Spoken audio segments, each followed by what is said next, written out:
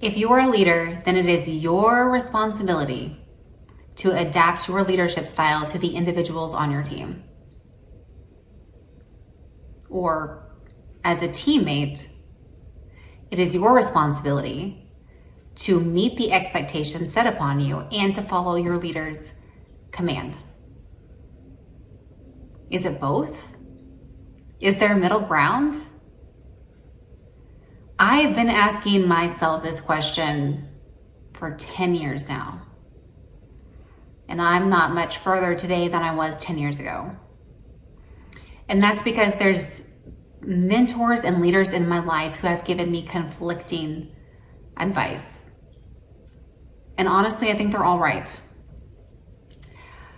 I've been told that you set the expectations as a leader and you make it very clear to your team what needs to be done and by when, and then you let them do that. It's that straightforward. In fact, I was told once when I was struggling with my team and I couldn't get them to meet expectations, my boss at the time told me that I was a hammer, and she said, "Lindsay, be a hammer. Set the expectations, lay down the law, and own it."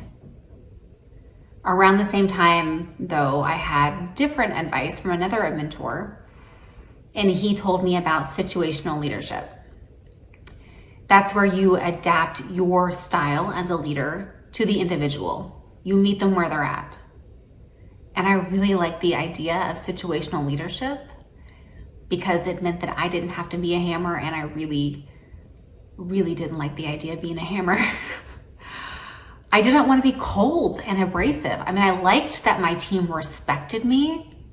I liked that they called me their rock, that they could count on me when things got hard, but I really didn't like being thought of as cold or distant. I didn't want any space between them and me. So I grabbed onto the idea of situational leadership. But even then, you have your natural tendencies. You have to be authentic to who you are and what your strengths are. So I've been struggling to seek out what is that balance between your natural leadership style and your adapted one. I'm of the mindset that over being respected or liked by my team, more than anything else, I want to empower them.